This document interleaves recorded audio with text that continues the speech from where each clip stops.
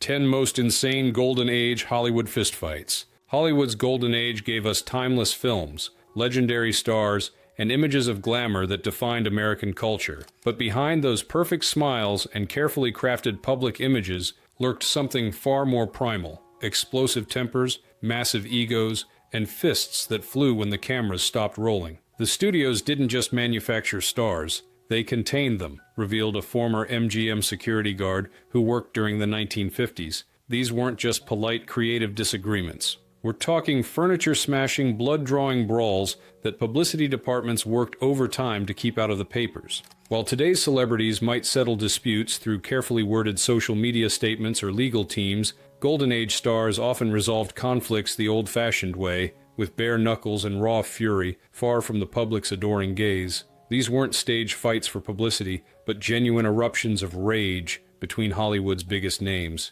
We had to physically separate major stars who were trying to kill each other, then pretend everything was fine the next day, confessed a veteran set manager from Paramount. Some of the industry's most legendary partnerships were forged in literal blood, stars who became friends only after they'd tried to knock each other unconscious. Tonight we reveal the 10 most shocking fistfights of Hollywood's golden age, violent confrontations between iconic stars that studio publicity departments successfully buried for decades. From beloved crooners throwing haymakers to screen goddesses engaging in physical combat, these explosive moments reveal the raw, unfiltered reality behind Hollywood's most carefully polished legends. 1. Frank Sinatra vs. Mario Lanza. When the chairman threw hands, Frank Sinatra transformed himself from a skinny kid from Hoboken into the chairman of the board, a transformation that included developing a notoriously short fuse and willingness to back his words with his fists. Mario Lanza, the operatic tenor with movie star looks,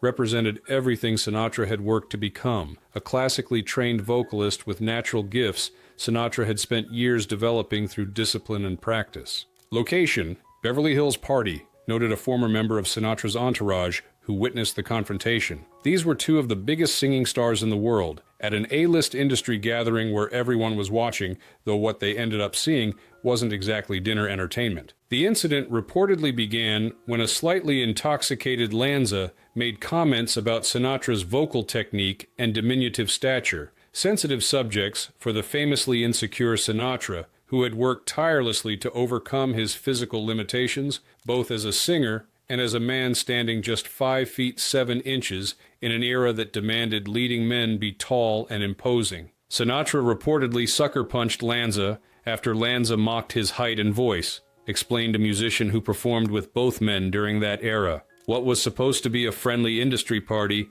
turned into a scene from one of Sinatra's Vegas stories, a full-on brawl that shattered furniture and sent Hollywood royalty diving for cover. Witnesses describe Sinatra's unexpected first blow, catching Lanza completely off guard, followed by a chaotic struggle as the physically larger Lanza attempted to defend himself. Security eventually separated the two stars, but not before significant damage had been done both to the venue and to Hollywood decorum. The chairman of the board threw a right hook like he was on the docks in Hoboken, recalled an actress who attended the party. Everyone knew about Sinatra's temper, but seeing it unleashed at a high society gathering, watching him physically attack another major star without hesitation, was shocking even to those of us who thought we'd seen everything in this town. The aftermath of the fight reportedly included extensive damage control by both stars' management teams, significant financial compensation to the party's host for damaged property, and a mutual understanding that neither man would publicly acknowledge what had occurred. This pact of silence was so effective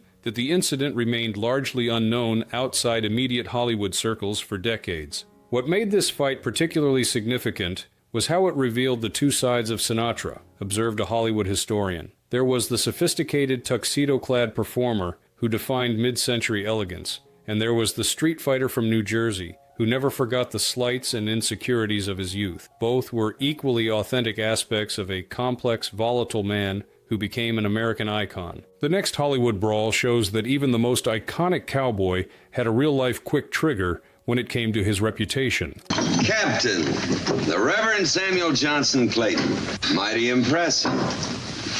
Wow. 2. John Wayne vs. Ward Bond, when the Duke defended his honor. John Wayne and Ward Bond appeared in dozens of films together, creating one of Hollywood's most enduring on-screen partnerships. Their real friendship lasted decades and weathered professional jealousy, political disagreements, and even physical violence. According to Hollywood insiders, their legendary bond was forged partly through an explosive physical confrontation that could have ended their relationship before it truly began. Set of a Western, confirmed a veteran prop master who witnessed the incident early in both actors' careers. They were both still establishing themselves, with Wayne particularly sensitive about transitioning from being a prop man and stuntman to a legitimate leading actor. Bond had been in the business slightly longer and wasn't shy about sharing his opinions. The confrontation reportedly erupted during rehearsals when Bond, known for his blunt, sometimes tactless communication style, made disparaging comments about Wayne's acting abilities.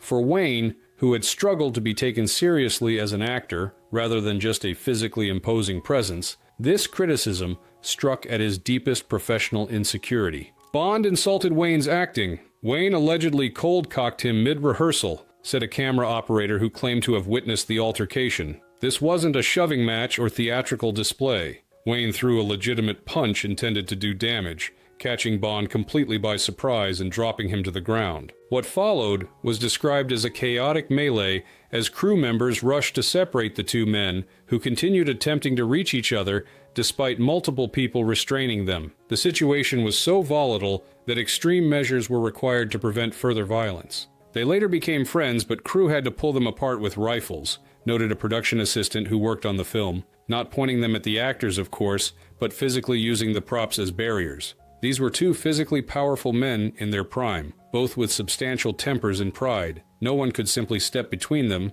and expect to remain standing. The incident reportedly created significant tension on set for days afterward, with the production having to carefully schedule scenes to keep the actors separated until tempers cooled. Eventually, however, a mutual respect developed, Bond admiring Wayne's willingness to stand up for himself, Wayne recognizing Bond's straightforward honesty as a sign of genuine character. The Duke didn't settle things with words. He settled them with fists, explained a longtime friend of both actors. What's remarkable isn't that they fought. Plenty of actors came to blows in that era. What's extraordinary is how that fight ultimately formed the foundation for a friendship that lasted until Bond's death. They both appreciated that the other was willing to back words with actions. This physical confrontation reportedly established a pattern that would define their relationship for decades. Brutal honesty, occasional explosive disagreements, but underlying respect and loyalty that transcended Hollywood's typical superficial alliances.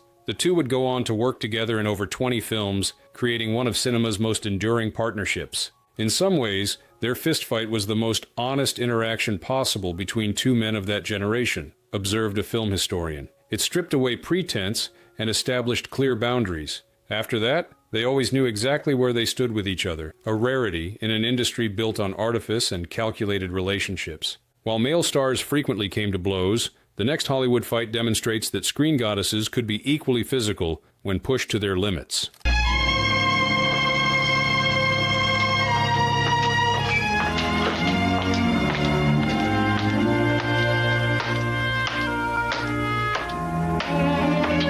Three. Bette Davis vs. Joan Crawford. Hollywood's most vicious feud gets physical. The legendary feud between Bette Davis and Joan Crawford has become Hollywood lore, a decades-long rivalry between two of the industry's most powerful actresses that played out in passive-aggressive comments, career sabotage, and romantic competition. What fewer people realize is that this animosity reportedly turned physically violent during the filming of their only collaboration, the 1962 psychological thriller Whatever Happened to Baby Jane. Set of Whatever Happened to Baby Jane, confirmed a wardrobe assistant who worked on the production. By the time they made this film, these women had hated each other for 30 years. The studio thought pairing them would create magical tension on screen. What it actually created was a war zone where crew members felt like they needed combat pay. The physical altercations between the two screen legends reportedly occurred during filming of the movie's more violent scenes, where the line between acting and genuine aggression became dangerously blurred.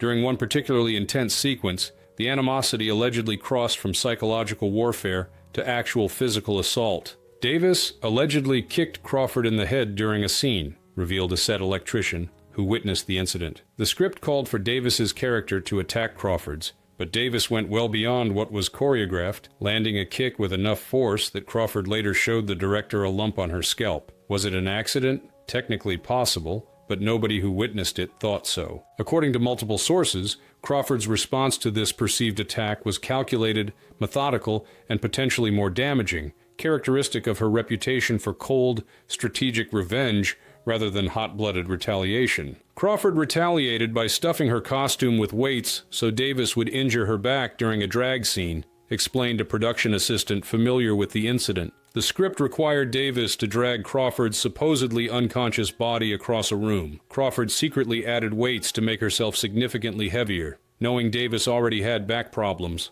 Davis suffered a genuine injury that caused her pain for months afterward. This physical dimension of their feud created an atmosphere of tension and fear on set, with crew members constantly on alert for potential escalations that could cause serious injury or derail the production entirely. The director, Robert Aldrich, reportedly functioned as much as a referee as a filmmaker. It was Hollywood's first true horror movie, and most of it was real, said a makeup artist who worked closely with both actresses during production. The genuine hatred between these women translated into something audiences could feel through the screen. The irony is that their mutual animosity created the authentic menace that made the film a classic. The physical confrontations between Davis and Crawford represented a dramatic escalation of a feud that had previously been limited to verbal barbs and career interference. That their violence occurred within the context of a film about toxic relationship dynamics created a meta layer that further enhanced the film's disturbing power. What made their physical aggression particularly unsettling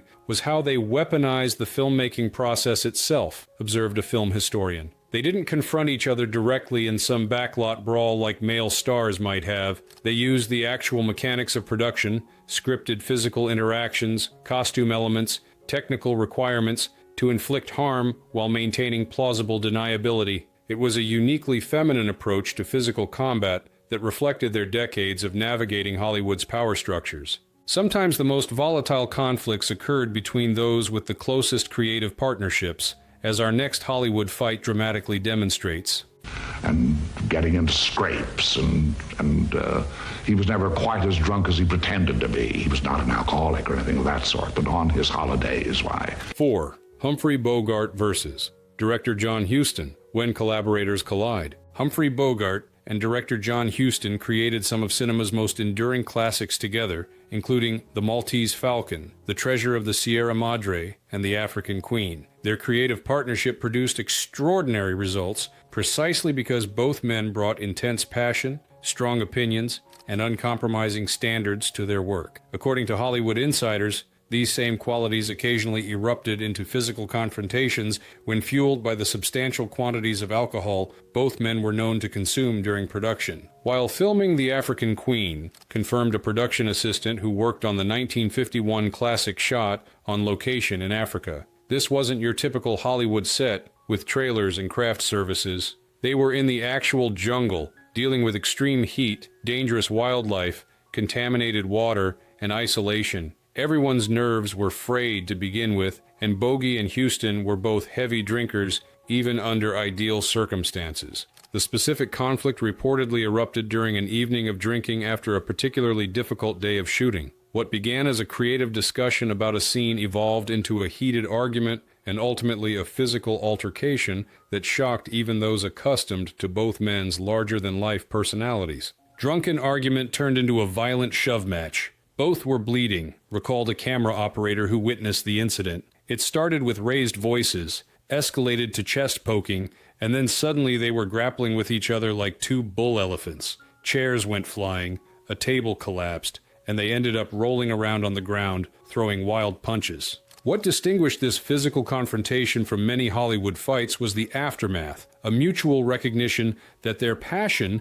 even when it veered into physical territory, reflected the intensity of their creative partnership rather than genuine animosity. Later laughed it off. Just two pals having it out, noted a script supervisor who was present when the men reconciled the following morning. They showed up to set with visible cuts and bruises, but both were acting like nothing unusual had happened. Huston actually incorporated Bogey's split lip into the scene they shot that day, using the real injury as part of the character's journey. This ability to separate creative conflicts, even those that became physical, from their fundamental respect for each other's talents, reportedly distinguished the Bogart-Huston relationship from more permanently damaging Hollywood feuds. Their willingness to engage directly, sometimes physically, paradoxically created a transparency that strengthened rather than undermined their partnership. They drank together, fought together, and made masterpieces covered in bruises, summarized a film historian who has studied their collaboration extensively.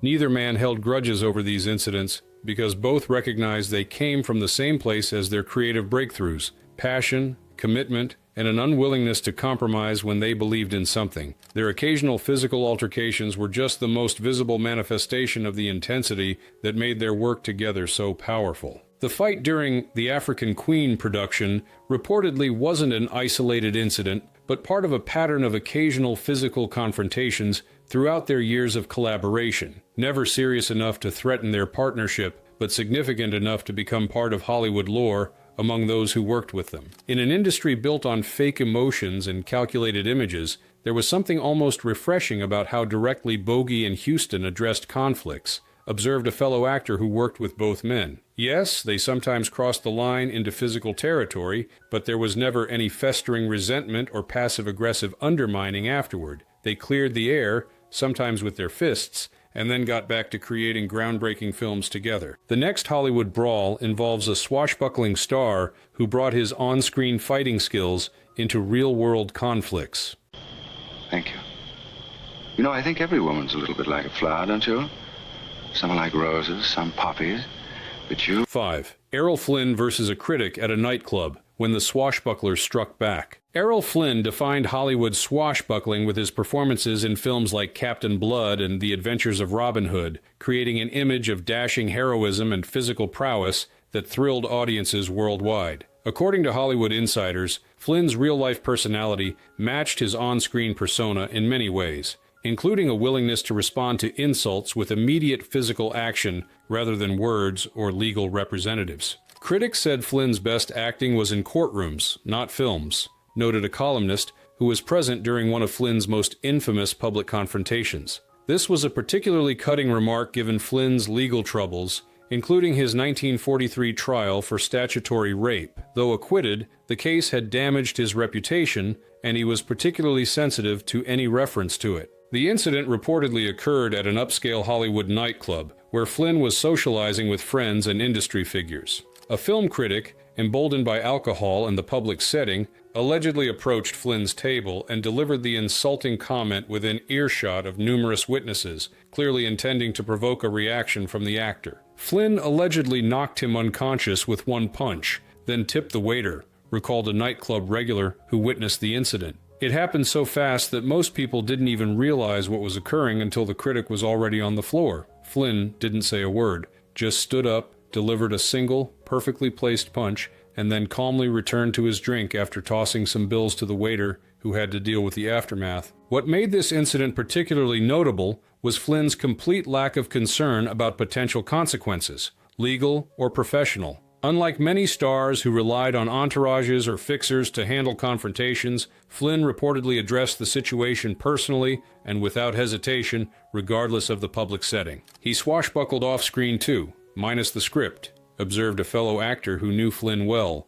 Errol lived by a personal code that hadn't evolved much since his pre-Hollywood days as an adventurer in New Guinea. If someone insulted him to his face, a physical response was not just possible, but probable, regardless of the setting or potential witnesses. The aftermath of the incident reportedly included a hasty exit from the nightclub before authorities could be involved, followed by substantial payments to both the establishment and the critic to ensure the matter remained private. Unlike today's environment of ubiquitous cameras and social media, such incidents could be effectively contained in the era of studio control over publicity. Flynn's willingness to physically confront critics was an open secret in Hollywood, explained a film historian. What made this particular incident legendary was the combination of the public setting, the one-punch efficiency of Flynn's response, and his nonchalant attitude throughout. It perfectly aligned with his screen persona, the dashing hero who dispatched villains with elegant efficiency and without breaking a sweat. This real-world echo of Flynn's on-screen heroics reportedly enhanced rather than damaged his reputation among industry insiders, many of whom privately cheered the physical comeuppance of a critic known for particularly vicious reviews. In an era when masculinity was defined very differently than today, Flynn's willingness to back words with immediate action was considered admirable rather than problematic by many of his contemporaries. The incident reinforced Flynn's authentic claim to the swashbuckling image he portrayed on screen, noted a publicist from that era. Unlike some actors who were purely creations of the studio publicity department, Flynn's off-screen adventures, including physical confrontations like this one, convinced both colleagues and fans that his heroic persona wasn't just acting, but a reflection of his actual character. When two of Hollywood's most intense method actors came together, their confrontation created a legendary story of method madness. Taking care of yourself? You've been staying out too late at night. That's mine, Chino. Take it off.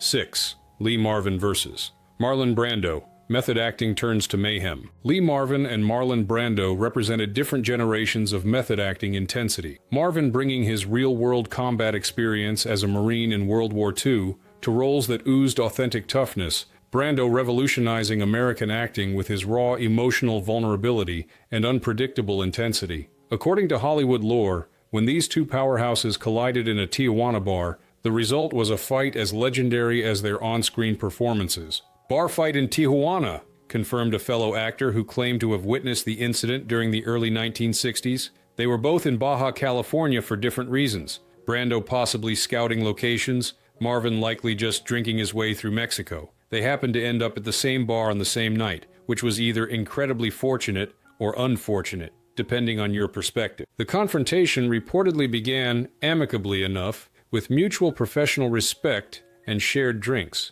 As the evening progressed and alcohol flowed freely, however, the conversation allegedly turned to a question that would spark one of Hollywood's most infamous physical confrontations. "Started over, who could win in a real street fight," explained a production assistant who heard the story directly from Marvin years later. It began as a theoretical discussion about their different approaches to portraying violence on screen. Marvin's military-trained efficiency versus Brando's raw emotional power. Somehow, this actorly conversation devolved into a practical demonstration. Witnesses described a chaotic scene that moved from inside the bar to an alley outside. A genuine, no-holds-barred fight between two men with substantial real-world experience in physical confrontation. Unlike choreographed movie violence, this was unpredictable, messy, and potentially dangerous to both participants. Both ended up bruised and bloodied. Marvin reportedly said, "He's crazier than I am,"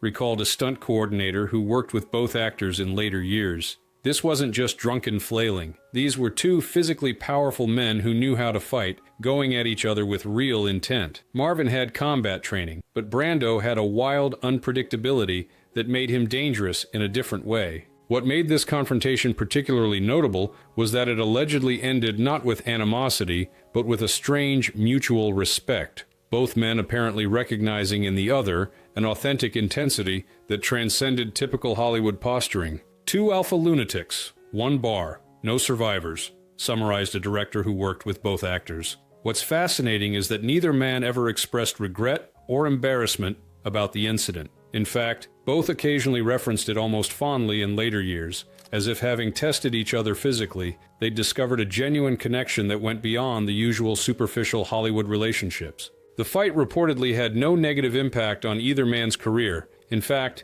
their willingness to physically back up their screen personas may have enhanced their credibility for playing tough, volatile characters. In an era when authentic masculinity was highly valued in Hollywood, such incidents often burnished, rather than damaged an actor's reputation. This wasn't the calculated violence of someone like Frank Sinatra, who used associates to handle his battles, observed a film historian. Nor was it the impulsive rage of actors with anger management issues. This was almost an experiment. Two masters of portraying violence on screen, testing the boundaries between performance and reality, between their characters and their authentic selves. In that sense, it was perhaps the ultimate expression of method acting, completely dissolving the line between art and life. The next Hollywood fight demonstrates that even the most famously affable star could turn violent when his financial interests were threatened. I was looking at a horse show up in Connecticut, and I think I told you this, Pat, about the kid. 7. James Cagney versus Warner Brothers executive. When money matters got physical. James Cagney built his career playing tough guys and gangsters, bringing a unique combination of menace and charisma to roles that defined the gangster genre. While his off-screen reputation was generally that of a consummate professional and surprisingly gentle individual, Hollywood insiders reported one explosive incident where Cagney's real-life actions mirrored his on-screen persona, a physical confrontation with a studio executive over financial matters that became legendary within industry circles. Cagney hated being underpaid, explained a former Warner Brothers contract player who knew Cagney during the 1930s. Despite being one of the studio's biggest stars, he was consistently paid less than his market value, locked into a long-term contract negotiated before he became famous. This created a simmering resentment that occasionally boiled over into direct confrontation. The incident reportedly occurred during a heated meeting where Cagney was attempting to renegotiate his contract.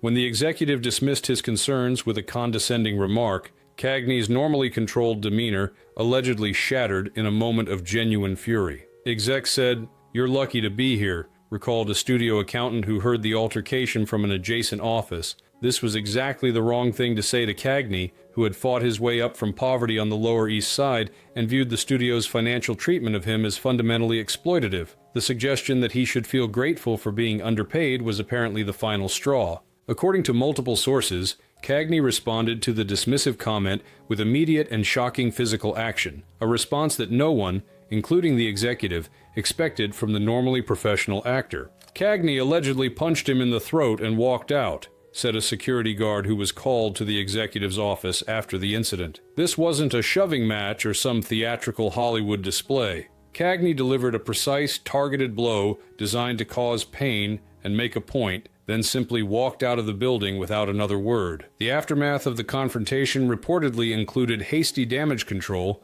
by studio lawyers, medical attention for the executive, and ultimately a renegotiated contract for Cagney, suggesting that his extreme action, while professionally risky, achieved its intended effect. Rather than firing their valuable star, Warner Brothers apparently recognized that his outburst reflected legitimate grievances that required addressing. "He played gangsters because he thought like one," observed a fellow actor who worked with Cagney in several films. Jimmy understood power dynamics instinctively from his rough upbringing. He knew exactly when and how to deploy the threat of force to achieve his goals. That one punch probably earned him more money than a year of polite negotiations would have. This willingness to back financial demands with physical action distinguished Cagney from many of his contemporaries, who often accepted exploitative contracts without direct confrontation. His approach reflected both his working-class background and his clear-eyed understanding of Hollywood power dynamics. What made Cagney's actions particularly effective was their precision, noted a film historian.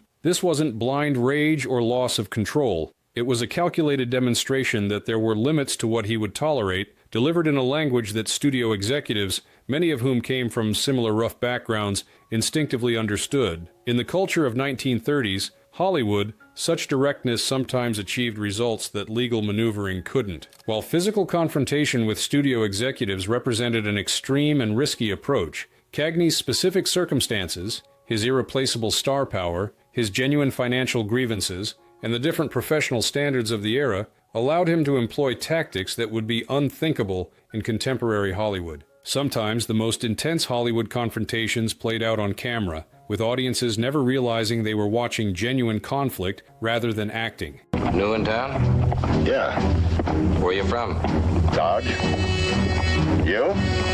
Tombstone. 8. Steve McQueen versus Yul Brynner, when Magnificent Seven became Magnificent Feud. John Sturges' 1960 Western, The Magnificent Seven, brought together an extraordinary ensemble cast of established and rising stars, including the imperious, established Yul Brynner and the ambitious, scene-stealing Steve McQueen. According to production insiders, the on-screen camaraderie between these two powerful personalities concealed an increasingly bitter rivalry that eventually erupted into physical confrontation directly in front of the cameras. On set of The Magnificent Seven, confirmed an assistant director who worked on the production. From the beginning, there was tension between Brenner, who saw himself as the unquestioned star, and McQueen, who was determined to make his mark and steal scenes wherever possible. What began as professional competition quickly became personal. The conflict reportedly centered around McQueen's deliberate efforts to draw audience attention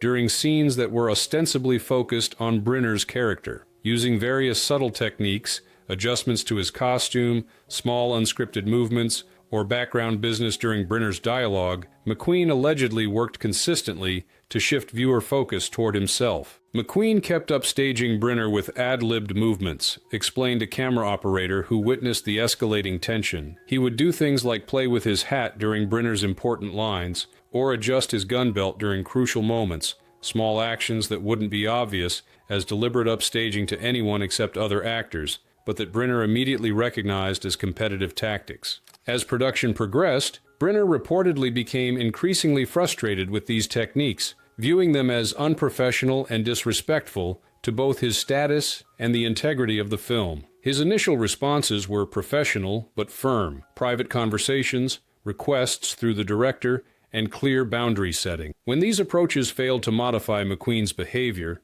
the conflict escalated dramatically. After weeks of tension, they physically shoved each other mid-scene and refused to speak until filming ended, recalled a stunt coordinator who was present during the confrontation. It happened during a critical scene where their characters were supposed to be planning strategy together. Something McQueen did, a particular movement or gesture during Brenner's dialogue, finally pushed Brenner past his breaking point. According to multiple witnesses, Brenner physically shoved McQueen during the take, catching both the younger actor and the crew by surprise. McQueen immediately shoved back, creating a momentary but genuine physical altercation that the director allowed to continue rolling, either from shock or a recognition that the authentic tension might enhance the scene's drama. When egos collide, the camera just keeps rolling, noted a sound technician who recorded the incident. The fascinating thing was watching these two professionals channel their genuine anger into their characters rather than breaking the scene. They incorporated the physical confrontation into the dialogue as if it had been scripted, though everyone on set could feel the real hostility underneath. The aftermath of this on-camera confrontation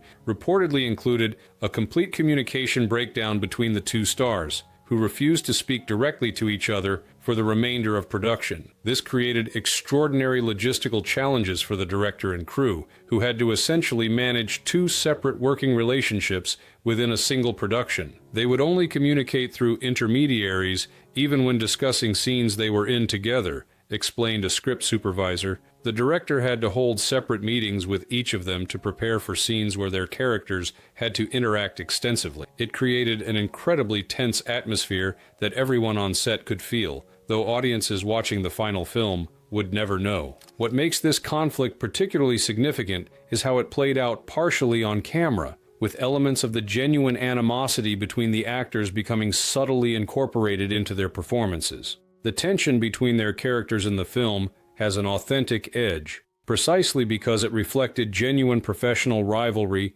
and personal dislike. The conflict between McQueen and Brenner represents a fascinating case of life imitating art, observed a film historian. Their characters in the film have a competitive respect for each other that occasionally verges on hostility, exactly like the actual relationship between the actors. This blurring of performance and reality gives certain scenes an electric quality that purely professional acting might never have achieved. When classical training met method madness, our next Hollywood conflict showed how different acting approaches could lead to physical confrontation. Is it safe? No, it's not safe. It's very dangerous. Be careful.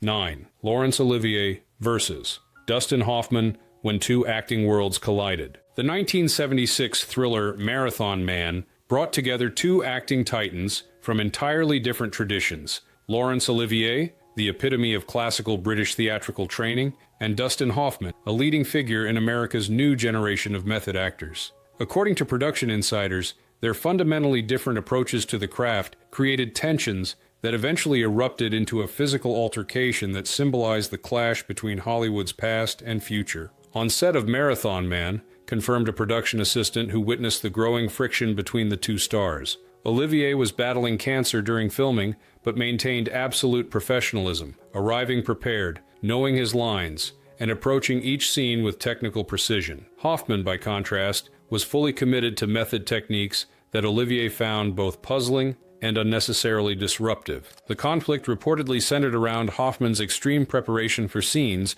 where his character was supposed to appear exhausted and under duress. Rather than simply acting these states, Hoffman allegedly employed techniques like sleep deprivation, physical exhaustion, and emotional self-manipulation to generate authentic responses, approaches that extended filming time and created unpredictable performances that complicated Olivier's more structured technique. Hoffman's method acting drove Olivier mad, explained a camera operator who observed their interactions. There's the famous story where Hoffman stayed awake for 3 days to appear authentically exhausted for a scene, prompting Olivier to quip, "My dear boy, why don't you try acting?" But what people don't realize is how this philosophical disagreement eventually escalated beyond words. The physical confrontation reportedly occurred after a particularly difficult day of shooting, where Hoffman's method-induced unpredictability had required numerous takes of a scene, extending filming hours beyond the scheduled time. Olivier, already physically weakened by his illness and treatment,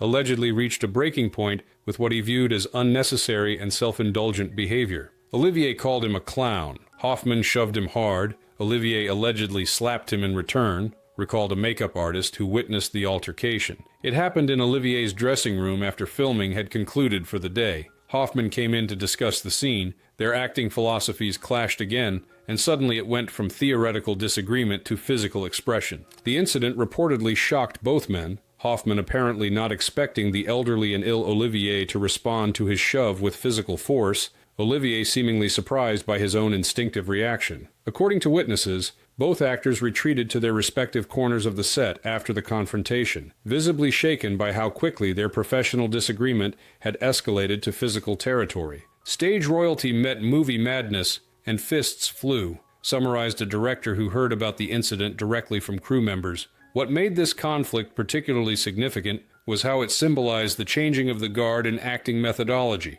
Olivier represented the disciplined, technically perfect approach that had dominated for generations. Hoffman embodied the new, emotionally immersive technique that was revolutionizing American cinema. Their physical confrontation was the literal collision of these two worlds. Despite this dramatic confrontation, both actors reportedly maintained professional composure for the remainder of production, delivering powerful performances that many critics consider among their finest work. The tension between their characters in the film, Olivier's Nazi dentist tormenting Hoffman's graduate student, gained additional intensity from the genuine friction between the actors themselves. The irony is that both men ultimately gained respect for each other's approach, noted a film historian. Olivier later adopted elements of method techniques in his subsequent work, while Hoffman developed greater appreciation for the technical precision Olivier brought to every scene. Their physical confrontation represented a necessary collision between two valid but initially incompatible approaches